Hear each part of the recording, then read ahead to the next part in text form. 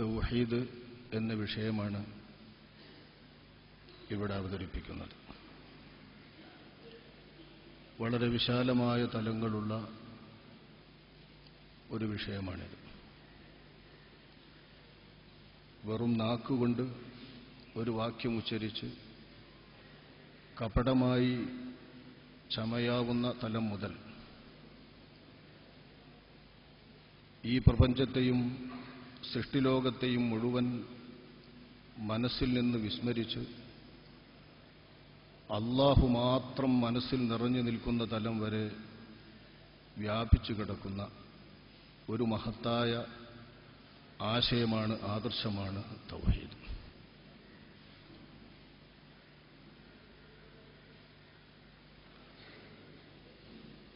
നാലു തലങ്ങൾ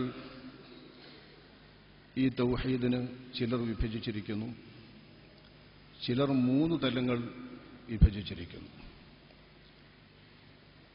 ഇതിലൊന്നാമത്തെ തലം മഹാനായ ഹുജ്ജത്തുൽ ഇസ്ലാം അബൂ ഹാമിദ് അൽ ഗസാലി റളിയല്ലാഹു അൻഹു തങ്ങൾ പറയുന്നത് തൗഹീദ് ഇല്ലാത്ത തൗഹീദിന്റെ തലമാണ്. വിശ്വാസമില്ല, അല്ലാഹുവിനെ കുറിച്ചുള്ള ഈമാനില്ല, പക്ഷേ ആള് മുവഹിദാണെന്ന് നാക്കുകൊണ്ട് ഉച്ചരിച്ച ഒരു വാക്യത്തിന്റെ ബലത്തിൽ അയാളെക്കുറിച്ച് പറയേണ്ടി വരും. ഇത് കേവലം തൊലിപ്പുറ മാത്രമാണ്. ഈ തൊലിപ്പുറത്തിനപ്പുറമുള്ള തൗഹീദ്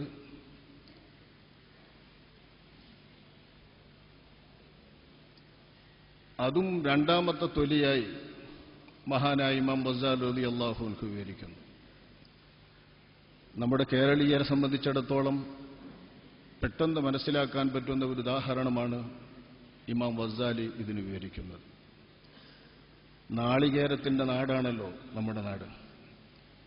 നാളികേരം, തേങ്ങ. ഈ തേങ്ങക്ക് 2 തൊലിയുണ്ട്. ഇതിന്റെ പുറം തൊലി ചകിരി. ഈ ചകിരിയാണ് വാസ്തവത്തിൽ ആശയമില്ലാത്ത, ഒട്ടും അംഗീകൃതമല്ലാത്ത, എന്നാൽ ചില നേട്ടങ്ങൾ കിട്ടുന്ന തൗഹീദിന്റെ തലം. ഇത് അൻ യഖൂലൽ ഇൻസാനു ബിലിസാനിഹി ലാ ഇലാഹ ഇല്ലല്ലാഹ് വഖൽബുഹു ഗാഫിലുൻ അൻഹു ഔ മുൻകിറുൻ ലഹു. മനസ്സിന് യാതൊരു ശ്രദ്ധയുമില്ലാതെ, മനസ്സിന്റെ വിചാരമില്ലാതെ ലാ ഇലാഹ ഇല്ലല്ലാഹ് എന്ന തൗഹീദിന്റെ വാക്യം അത് മൊഴിയേണ്ടതുപോലെ, ഉച്ചരിക്കേണ്ടതുപോലെ ഉച്ചരിച്ചു കഴിഞ്ഞാൽ കിട്ടുന്ന തൗഹീദ്.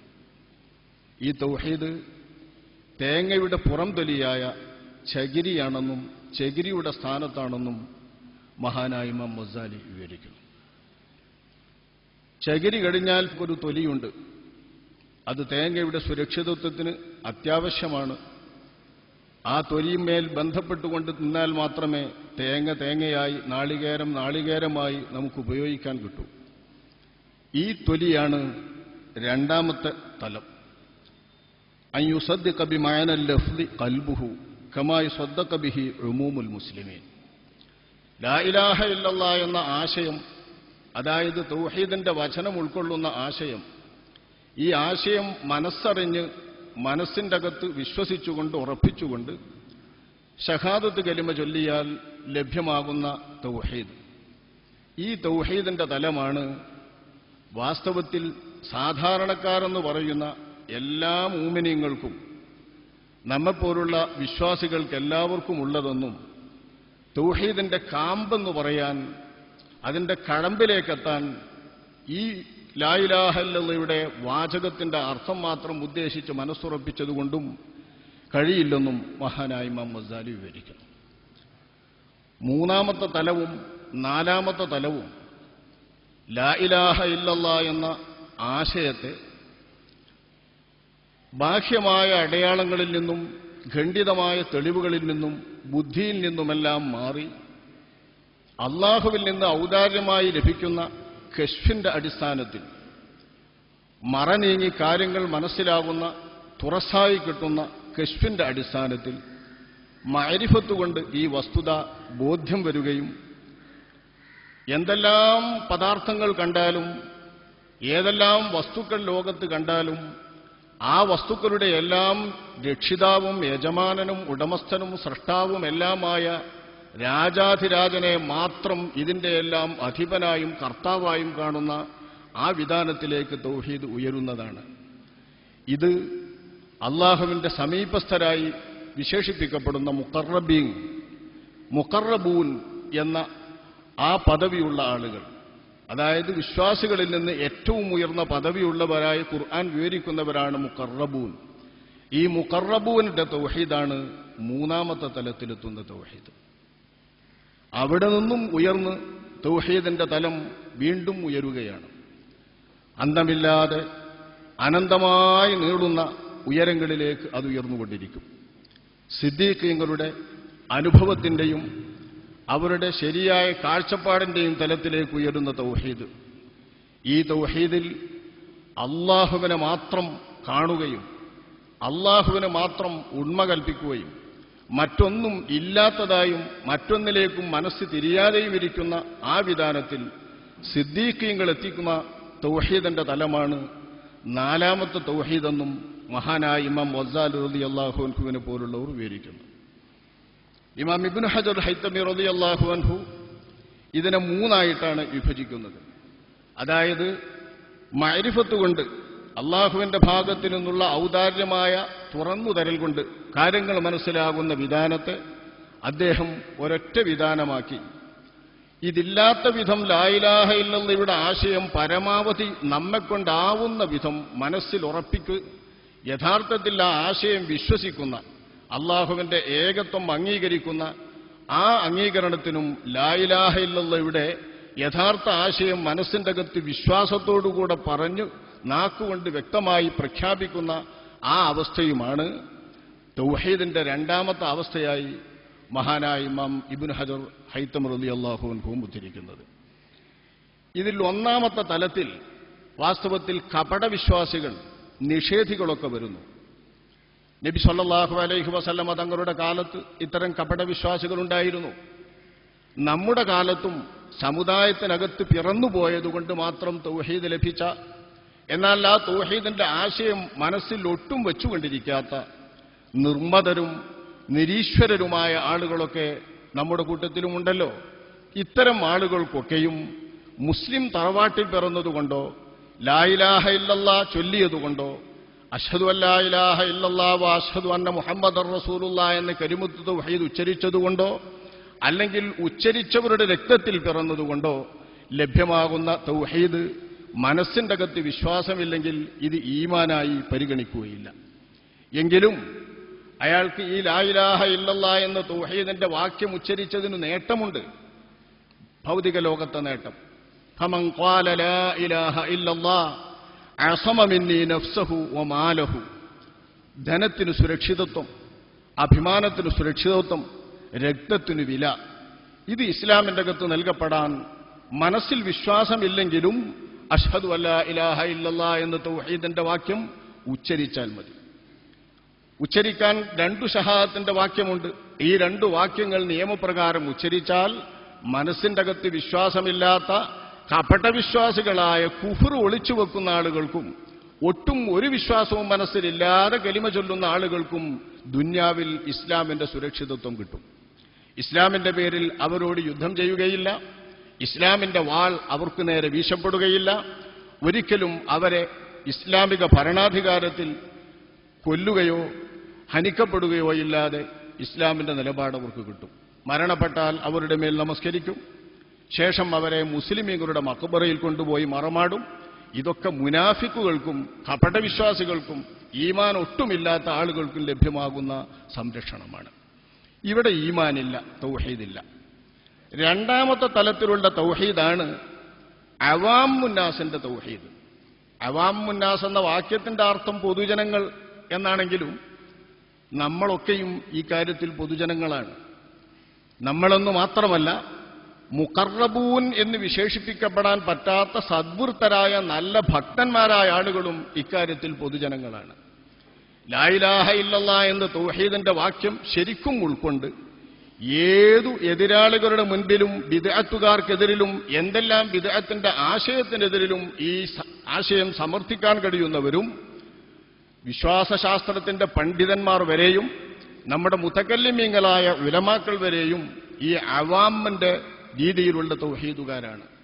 ഇതാണ് രണ്ടാമത്തെ പദവിയിലുള്ള തൗഹീദ്. ഈ തൗഹീദാണ് നമ്മുടെ ചർച്ചാ വിഷയം. ഈ തൗഹീദ് നമ്മൾ മുസ്ലിമീങ്ങൾക്കൊക്കെ ഉണ്ട് എന്നാണ് നമ്മൾ വിശ്വസിക്കുന്നത്. സമുദായ മക്കൾക്കൊക്കെയുള്ള ഈ തൗഹീദാണ് ഇവിടുത്തെ ചർച്ചാ വിഷയം. അതിനപ്പുറമുള്ള തൗഹീദാണ് മഅരിഫത്ത് കൊണ്ട് ലഭ്യമാകുന്ന മുഖറബീങ്ങളുടെ തൗഹീദും അതിനപ്പുറവും എത്തുന്ന സിദ്ദീഖുകളുടെ തൗഹീദും. ഈ തൗഹീദ് ഇവിടെ ചർച്ചാ വിഷയമല്ല. കാരണം ആ തലത്തിലെത്തുമ്പോൾ അള്ളാഹുവിനെ മാത്രം കർത്താവായി കാണുകയും അള്ളാഹുവിന്റെ പ്രവൃത്തിയല്ലാതെ മറ്റൊരു പ്രവൃത്തിയും ഈ ലോകത്തില്ലാതിരിക്കുകയും ചെയ്യുന്ന അവസ്ഥയും അനുഭവവുമാണ് മുഖറബീങ്ങളുടെ തൗഹീദിലുള്ളത്. ഞാൻ സംസാരിക്കുന്നു എന്നിവിടെ കാണുന്നില്ല. ഈ ലൈറ്റ് കത്തുന്നതായി കാണുന്നില്ല. ഈ ലൈറ്റിന്റെ സംവിധാനങ്ങൾ ഒരാൾ നിയന്ത്രിക്കുന്നു. ഈ നിയന്ത്രണം അയാൾ നിയന്ത്രിക്കുന്നതായി സമ്മതിക്കപ്പെടുന്നില്ല. ഇതൊന്നുമില്ലാതെ എല്ലാ പ്രവൃത്തികളുടെയും രക്ഷിതാവും യജമാനനും കർത്താവും അള്ളാഹുവായി മാത്രം കാണുന്ന മുഖറബീങ്ങളുടെ തൗഹീദ് മഅരിഫത്ത് കൊണ്ട് ലഭ്യമാകുന്ന മനസ്സിന്റെ അകത്ത് വെളിച്ചം വരുമ്പോൾ കിട്ടുന്ന തൗഹീദാണ്. അവിടെ എത്തിയാൽ അള്ളാഹുവിനപ്പുറം മറ്റൊരു കർത്താവിനെയോ ഒരു പ്രവൃത്തിക്കാരനെയോ കണ്ടാൽ അത് ശിർക്കായി മാറും, കുഫറായി മാറും, തൗഹീദ് തകരും. അതിനപ്പുറമുള്ള തൗഹീദിലാവട്ടെ അള്ളാഹുവിന് മാത്രമേ ആസ്തിക്യം തന്നെ കാണുന്നുള്ളൂ. അള്ളാഹുവല്ലാത്ത ഒന്നിനും ആസ്തിത്വമില്ല. അള്ളാഹുവിന്റെ ആസ്തിത്വത്തിന്റെ ഫലമായുണ്ടാകുന്ന കേവലം അള്ളാഹു തആലാന്റെ പടപ്പുകൾ എന്ന നില അവന്റെ മനസ്സിന്റെ അകത്ത് വരുന്നില്ല. സ്വന്തത്തെ പോലും അവൻ മനസ്സുകൊണ്ട് കാണുന്നില്ല. സ്വന്തം ശരീരത്തെയും സ്വന്തത്തിന്റെ ആവശ്യങ്ങളെയും സ്വന്തക്കാരെയും സ്വന്തത്തെയും മുഴുവൻ മനസ്സിൽ നിന്ന് വിസ്മൃതമാക്കി അള്ളാഹുവിനെ മാത്രം ഈ ആസ്തിക്യ ലോകത്തു തന്നെ കാണുന്ന ഉണ്മ തന്നെ വിശേഷിപ്പിക്കുന്ന തൗഹീദ്. ആ തൗഹീദിലാവട്ടെ അള്ളാഹുവല്ലാതെ മറ്റെന്തെങ്കിലും ഒന്ന് മനസ്സിന്റെ അകത്ത് കടന്നു വന്നാൽ അത് കുഫറായി മാറും, ശിർക്കായി മാറും. ഫലൗ ഖാതറത് ലീ ഫീ സിവാക ഇറാദത്തുൻ അലാ ഖാതിരി യൗമൻ ഹകംതു ബിരിദ്ദതി. എന്റെ മനസ്സിന്റെ അകത്ത് നീയല്ലാതെ മറ്റെന്തെങ്കിലും ഉദിച്ചാൽ, ആ ഉദയം വന്നാൽ പോലും അത് ശിർക്കാകും, രിദ്ദത്താകും, ഇസ്ലാമിൽ നിന്ന് ഞാൻ പുറത്തു പോകും എന്ന് പറഞ്ഞ ആളുകൾ അള്ളാഹുവല്ലാത്ത മറ്റെന്തെങ്കിലും മനസ്സിലുദിക്കുന്നത് ശിർക്കായി കാണുന്ന ആളുകളാണ്. ഈ മഅരിഫത്ത് കൊണ്ട് ലഭ്യമാകുന്ന തൗഹീദ് പക്ഷേ സാധാരണ ജനങ്ങൾക്കിടയിലോ സാധാരണ സംസാരങ്ങളിലോ ചർച്ച ചെയ്യപ്പെടുന്ന വിഷയമല്ല. ചർച്ച ചെയ്യപ്പെടുന്ന വിഷയം സമർത്ഥിക്കപ്പെടാൻ പറ്റുന്ന തൗഹീദാണ്, അംഗീകരിപ്പിക്കാൻ കഴിയുന്ന തൗഹീദാണ്, ആളുകൾ വിശ്വസിക്കേണ്ട തൗഹീദാണ്. മറ്റേ രണ്ട് തൗഹീദിൽ വിശ്വാസത്തിന് പ്രസക്തിയില്ല. വിശ്വാസത്തിന്റെ തലവും അപ്പുറം കടന്നതാണ് സിദ്ദീഖുകളുടെ തൗഹീദും അതുപോലെ തന്നെ മുഖറബീങ്ങളുടെ തൗഹീദും. വിശ്വാസമായി നമ്മൾ മനസ്സിലാക്കുന്ന, അതായത് ഹൃദയത്തിന്റെ അകത്തെ പ്രവർത്തനമായി ഹൃദയം കൊണ്ട് അംഗീകരിക്കുക എന്നത് ഹൃദയത്തിന്റെ ഒരു പ്രവൃത്തിയായി അംഗീകരിക്കപ്പെടുന്ന തൗഹീദാണ് നമ്മുടെ ചർച്ചാ വിഷയം. അതാണ് ഈമാൻ എന്ന് വിശേഷിപ്പിക്കാൻ പറ്റൂ, അതായി ഇഅ്തിഖാദ് എന്ന് വിശേഷിപ്പിക്കാൻ പറ്റൂ. ഈ വിശ്വാസമായി വിശേഷിപ്പിക്കാൻ പറ്റുന്ന തൗഹീദാണ് നമ്മുടെ ചർച്ച. ഈ തൗഹീദ് തന്നെ പരലോക രക്ഷയ്ക്ക് നിദാനമാണ്. ഈ തൗഹീദ് ഉണ്ടെങ്കിൽ പരലോകത്തെ രക്ഷയുണ്ട്. യാ അമ്മി ഖുൽ ലാ ഇലാഹ ഇല്ലല്ലാഹ് കലിമത്തൻ ഉഹാജ്ജു ലക ബിഹാ ഇൻദ റബ്ബി എന്ന് അഷ്റഫുൽ ഖൽഖ് സ്വല്ലല്ലാഹു അലൈഹി വസല്ലം തങ്ങൾ തന്റെ മൂത്താപ്പ അബൂ ത്വാലിബ് മരിക്കാൻ കിടക്കുമ്പോൾ അബൂ ത്വാലിബിനോട് പറഞ്ഞ വാക്യം വളരെ പ്രത്യേകം ശ്രദ്ധിക്കേണ്ടതുണ്ട്. എന്റെ പൊന്നു മൂത്താപ്പ, എന്റെ പൊന്നു പിതൃ സഹോദര, ലാ ഇലാഹ ഇല്ലല്ലാഹ് എന്ന വാചകം നിങ്ങളൊന്ന് പറഞ്ഞേക്കൂ. ആ വാക്യം നിങ്ങളൊന്ന് സമ്മതിച്ചു പറയേണ്ട വിധം പറയൂ. കലിമത്തൻ ഉഹാജ്ജു ലക ബിഹാ ഇൻദ റബ്ബി, ആ വാക്യം വെച്ച് എന്റെ റബ്ബിങ്കൽ ഞാൻ നിങ്ങളുടെ രക്ഷയ്ക്ക് വേണ്ടി ലക്ഷ്യം നിരത്തിയിട്ട് നിങ്ങളെ രക്ഷപ്പെടുത്തും. ആ വാക്യം മാത്രം നിങ്ങൾ ഉച്ചരിച്ചാൽ മതി എന്ന് മഹാനായ നബി കരീം സ്വല്ലല്ലാഹു അലൈഹി വസല്ലം തങ്ങൾ അബൂ ത്വാലിബ് എന്ന തന്റെ പിതൃവിനെ കൊണ്ട് മൊഴിയിക്കാൻ വേണ്ടി ഉച്ചരിപ്പിക്കാൻ വേണ്ടി ശ്രമിച്ച ഷഹാദത്ത് കലിമയുടെ ഉച്ചാരണം, ഈ ഉച്ചാരണത്തിന്റെ കലിമയാണ് പരലോക രക്ഷയ്ക്ക് നിദാനമാണത് എന്നറിയിക്കുന്നു.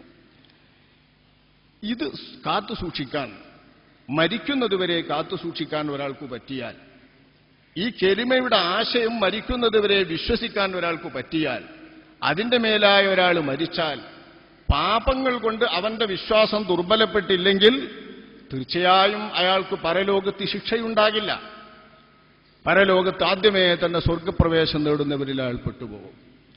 പാപങ്ങളുടെ ഈ പേരിൽ ശിക്ഷ അല്ലാഹു തആല ഉദ്ദേശിച്ചവർക്ക് ശിക്ഷിക്കാം. അങ്ങനെയുള്ള ശിക്ഷ വിശ്വാസികൾക്കും തൗഹീദുള്ളവർക്കും കിട്ടും.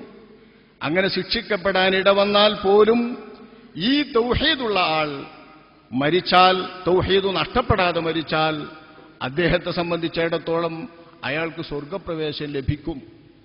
നരകത്തിൽ നിന്ന് മുക്തി കിട്ടും, മോചനം കിട്ടും. ഏതെങ്കിലും ശുപാർശക്കാരുടെ ശുപാർശയും ശഫാഅത്തും കൊണ്ട് അയാൾ രക്ഷപ്പെടും. സ്വർഗപ്രവേശം അദ്ദേഹത്തിന് ലഭിക്കുകയും ചെയ്യും. വലം യബ്ഖ ഫീ നാരിൽ ജഹീമി മുവഹിദു വലൗ ഖാതലൻ നഫ്സൽ ഹറാമ തഅമ്മുദാ.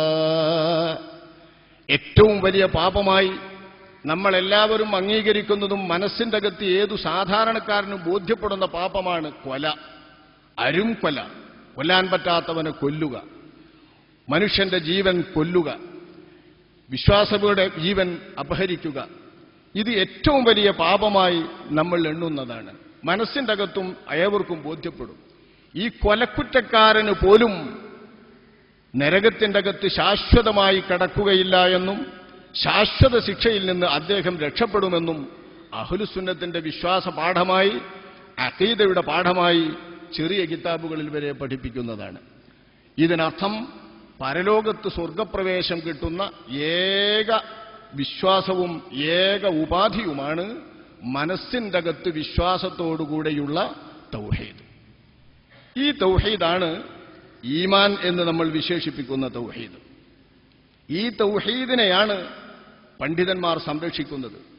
ഈ തൗഹീദിനെയാണ് വിശ്വാസികൾ ഉറപ്പിക്കുന്നത്. ഈ തൗഹീദ് ഉറപ്പിക്കാനാണ് വിശ്വാസികൾ അറിവ് നേടുന്നത്. കാരണം ലാ ഇലാഹ ഇല്ലല്ലാഹ്, അല്ലാഹു അല്ലാതെ ഒരു ഇലാഹില്ല എന്ന ആശയം മനസ്സിന്റെ അകത്ത് വിശ്വസിച്ച് അല്ലാഹു മാത്രമാണ് നമ്മുടെ റബ്ബും ഇലാഹും എന്ന് അംഗീകരിച്ചുകൊണ്ട് ഒരാൾ മനസ്സിന്റെ അകത്ത് വിശ്വസിച്ചാൽ തന്നെ ഏതെല്ലാം തരം ബിദ്അത്തുകാർ അവരുടെ കുതന്ത്രങ്ങളുമായി വന്നേക്കാം, സൂത്രങ്ങളുമായി വന്നേക്കാം. ആ സൂത്രങ്ങളുടെ അടിസ്ഥാനത്തിൽ അവന്റെ വിശ്വാസത്തിൽ അവന് സംശയങ്ങൾ ജനിച്ചേക്കാം. ഹൃദയത്തിന്റെ അകത്ത് വിശ്വാസത്തിൽ സംശയമുണ്ടായില്ലെങ്കിൽ പോലും മറുപടി കൊടുക്കാൻ പറ്റാത്ത ഗതികേടിലകപ്പെട്ടേക്കാം. ഇത്തരത്തിൽ വിഷമിക്കുന്ന സന്ദർഭത്തിൽ ബിദ്അത്തുകാരുടെ സംശയങ്ങൾ പൂർണ്ണമായും നീക്കി വിശ്വാസരംഗത്തുണ്ടാക്കി തീർക്കുന്ന പൊല്ലാപ്പുകൾ മുഴുവൻ ഇല്ലാതാക്കി യഥാർത്ഥ വിശ്വാസത്തെ ആരുടെ മുൻപിലും ഉറപ്പിച്ചു പറയാനും സമർത്ഥിക്കാനും വിശദീകരിച്ചു മനസ്സിലാക്കി കൊടുക്കാനും പറ്റുന്ന വിധം അതിന്റെ തെളിവുകൾ പഠിപ്പിച്ചു കൊടുക്കാൻ വേണ്ടി ഉണ്ടാക്കപ്പെട്ട ശാസ്ത്രമാണ് ഇൽമുൽ കലാം, അഖീദയുടെ ഇൽമ്, വിശ്വാസശാസ്ത്രം. ഈ വിശ്വാസശാസ്ത്രത്തിലെ വിശ്വപണ്ഡിതന്മാർ, മഹാപണ്ഡിതന്മാർ, ആ പണ്ഡിതന്മാർ പരിശ്രമിക്കുന്നത് ജനങ്ങളുടെ ഈ തൗഹീദ് സംരക്ഷിക്കുവാനാണ്. അവരുടെ മനസ്സിന്റെ അകത്തുള്ളതും ഈ തൗഹീദാണ്. ബുർഹാന കൊണ്ടും തെളിവുകൊണ്ടും അടയാളങ്ങൾ കൊണ്ടും മനസ്സിലാക്കാൻ പറ്റുന്നത് ഈ തൗഹീദാണ്. ഇങ്ങനെ ഉറപ്പിക്കാൻ പറ്റുന്ന ഈ തൗഹീദാണ് നമ്മുടെ ചർച്ചാ വിഷയം.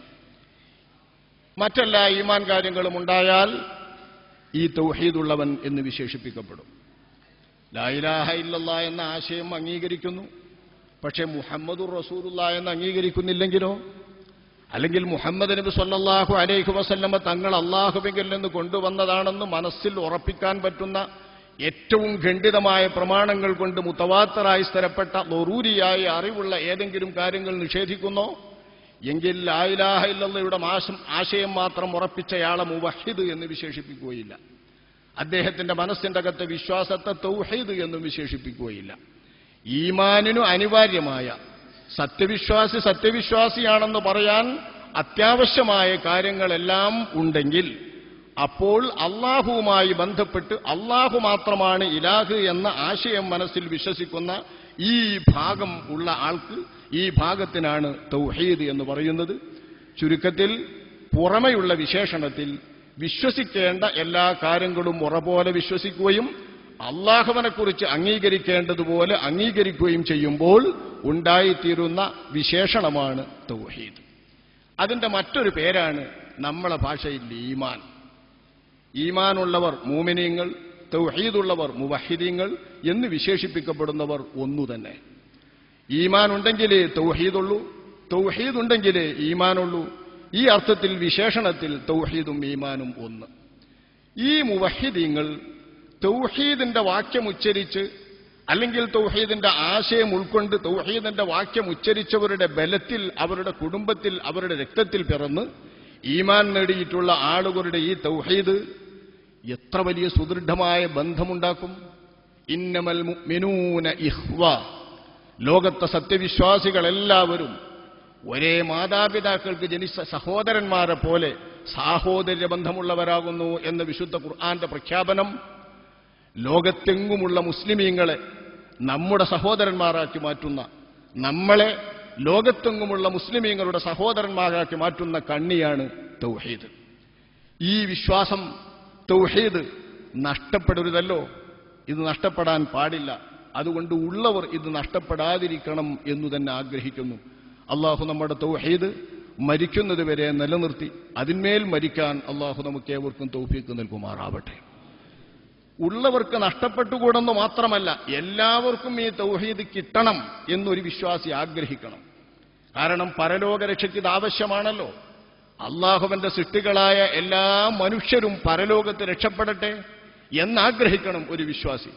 ആ വിശ്വാസിയുടെ ആഗ്രഹവും ഈ തൗഹീദ് എല്ലാവരിലേക്കും എത്തണം എന്ന് വരുന്നതിൻ്റെയും യഥാർത്ഥമായ ഒരു പ്രകടനമാണ് ഇസ്ലാമിലെ ജിഹാദ്. എല്ലാവർക്കും ഈമാൻ കിട്ടണം, എല്ലാവർക്കും തൗഹീദ് കിട്ടണം. ഏതെങ്കിലും അർത്ഥത്തിൽ എല്ലാവരും മുവഹിദുകളാവണം. ഈ തൗഹീദിന്റെ വാക്യം ഉച്ചരിച്ച് പരലോക രക്ഷയ്ക്ക് എല്ലാവരും വിധേയരാവട്ടെ, എല്ലാവരും പാത്രരാകട്ടെ എന്ന സദ്വിചാരത്തിൽ നിന്നും ഗുണകാംക്ഷയിൽ നിന്നും ഉടലെടുത്തതാണ് ഇസ്ലാമിലെ നിയമപ്രകാരമുള്ള ജിഹാദ്. അപ്പൊ എല്ലാവരും മുസ്ലിമീങ്ങളാവണം, മുവഹിദുകളാകണം, എല്ലാവരും തൗഹീദ് ഉള്ളവരാകണം എന്നാഗ്രഹിക്കുകയാണ് ഒരു വിശ്വാസിയുടെ ധർമ്മം. ഉള്ള മുവഹിദുകളെയും ഉള്ള തൗഹീദുകാരെയും പുറത്തു ചാടിക്കുന്ന പ്രാകൃതമായ വളരെ മോശം വേലകൾ നടന്നുകൊണ്ടിരിക്കുമ്പോൾ നമ്മൾ നല്ലപോലെ ചിന്തിക്കേണ്ട കാര്യമാണിത്. ഇന്ന് തൗഹീദ് ലഭിച്ചിട്ടില്ലാത്ത മനുഷ്യന്മാർക്ക് കൂടി തൗഹീദ് കിട്ടണമെന്ന് കൊതിക്കേണ്ട വിശ്വാസി, ഉള്ള ഒരു മുസ്ലിമിന്റെയും തൗഹീദ് നഷ്ടപ്പെടരുത് എന്നാഗ്രഹിക്കാൻ ഗുണകാംക്ഷയുടെ പേരിൽ ബാധ്യസ്ഥനായിട്ടുള്ള വിശ്വാസി, ഈ വിശ്വാസിയുടെ ഗുണകാംക്ഷയുടെ ഭാഗമാണ് എവിടെയെങ്കിലും തൗഹീദിന് ഭംഗം സംഭവിക്കുന്നുവെന്ന് തോന്നുമ്പോൾ ആ തൗഹീദിന് ഭംഗം നേരിടുന്ന കാര്യങ്ങൾക്കെതിരെയുള്ള വിശ്വാസിയുടെ ജാഗ്രത. ഈ ജാഗ്രത കൊണ്ടാണോ നമ്മുടെ നാട്ടിലെ പുത്തൻവാദികൾ തൗഹീദിന്റെ കാര്യത്തിൽ മുസ്ലിമീങ്ങൾക്കിടയിലും മുവഹിദീങ്ങൾക്കിടയിലും തന്നെ ഇത് പ്രചരിപ്പിച്ചുകൊണ്ടിരിക്കാനും പ്രബോധനം ചെയ്യാനും ആഗ്രഹിക്കുന്നതും മെനക്കെടുന്നതും? എങ്കിൽ നല്ലത്, അവരുടെ ഉദ്ദേശശുദ്ധി നാം ചോദ്യം ചെയ്യേണ്ടതില്ല. തൗഹീദ് തന്നെ പ്രചരിപ്പിച്ചോട്ടെ, മുവഹിദീങ്ങൾക്കിടയിൽ തന്നെ പ്രചരിപ്പിച്ചോട്ടെ. മുവഹിദുകൾക്കിടയിൽ തൗഹീദ് ഉണ്ടാക്കാൻ വേണ്ടി സംഘം രൂപീകരിച്ചവരും സംഘടനയുണ്ടാക്കിയവരും തൗഹീദി പ്രബോധനമാണ് ഞങ്ങളുടെ ലക്ഷ്യം എന്ന് പറയുന്നവരും കേരളത്തിൽ ഒരുപാടുണ്ടല്ലോ, ലോകത്തും ഒരുപാടുണ്ട്.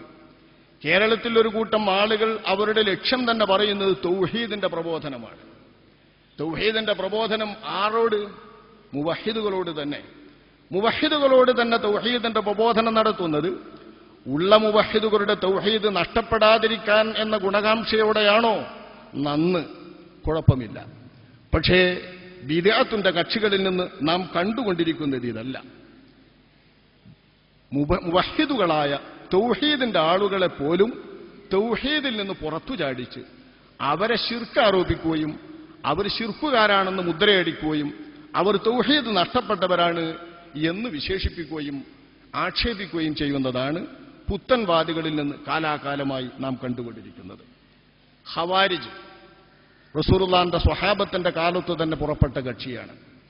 അലി ഇബ്നു അബീ ത്വാലിബ് റളിയല്ലാഹു അൻഹുവിന്റെ പാർട്ടി എന്ന പേരിൽ സംഘടിച്ചവരിൽ നിന്ന് അലി എന്ന ഭരണാധികാരിക്കെതിരെയും അതേപോലെ അലി റളിയല്ലാഹു അൻഹുവിന്റെ പ്രതിയോഗികളായി ഉണ്ടായിരുന്ന സ്വഹാബത്തിനെതിരെയും ഒന്നിച്ച് രംഗത്ത് വന്നവരാണ് ഖവാരിജ്. ഈ ഖവാരിജ് മുസ്ലിമീങ്ങളായ മുവഹിദുകളായ റസൂലുള്ളാന്റെ സ്വഹാബിമാരെ അടക്കം കാഫിറുകൾ എന്നാരോപിച്ചു, കുഫ്ർ ആരോപിച്ചു, തൗഹീദും ഈമാനും നഷ്ടപ്പെട്ടവരായി വിശേഷിപ്പിച്ചു. എന്തിന്റെ പേരിൽ? വൻദോഷങ്ങൾ വന്നു എന്നാരോപിച്ചുകൊണ്ട്. വൻദോഷങ്ങൾ വന്നാൽ കാഫിറാകും എന്ന അവരുടെ പിഴച്ച ആശയത്തിന്റെ അടിസ്ഥാനത്തിൽ സ്വഹാബികളെപ്പോലും കാഫിറാണെന്ന് പറഞ്ഞു. ഇങ്ങനെ തൗഹീദിനെതിരെ, ഈമാനിനെതിരെ രംഗത്ത് വന്ന ബിദ്അത്തുകാർ, ഈമാനിനു വേണ്ടി തൗഹീദിനു വേണ്ടിയാണ് അവർ ശബ്ദിച്ചതും നിലക്കൊണ്ടതുമെങ്കിലും മുവഹിദുകളെ തൗഹീദിൽ നിന്ന് പുറത്താക്കി ശിർക്ക് ആരോപിച്ചുകൊണ്ടാണ് അവരുടെ പ്രവർത്തനം അവർ പ്രവർത്തിച്ചുകൊണ്ടിരുന്നത്. കാലത്തിൽ ഒരു പ്രസ്ഥാനമായി ബിദ്അത്ത് വന്നു, മുഅ്തസിലത്ത് പ്രസ്ഥാനം. ഈ മുഅ്തസിലത്ത് പ്രസ്ഥാനവും പുതിയ തൗഹീദ് ചമച്ചുകൊണ്ട് ഈ തൗഹീദില്ലാത്തവരെ എല്ലാം ശിർക്കുകാരാണ്, അവരൊക്കെ ശിർക്കിലകപ്പെട്ടവരാണ് എന്നാരോപിക്കുവാനാണ് മിനക്കെട്ടത്. ഇങ്ങനെ തങ്ങളല്ലാത്ത പ്രതിയോഗികളെ മുഴുവൻ പിഴച്ചവരും മുശ്രിക്കുകളുമായി മുദ്രയടിക്കാനായി അവരുണ്ടാക്കിയതാണ് പഞ്ചതത്വങ്ങൾ എന്ന പേരിൽ അവർ വിശേഷിപ്പിക്കുന്ന അൽ ഉസൂലുൽ ഖംസ എന്ന അവരുടെ പൊതുതത്വങ്ങൾ പോലും. ആ പൊതുതത്വങ്ങളിലെ ഒന്നാമത്തെ തത്വം, പ്രധാന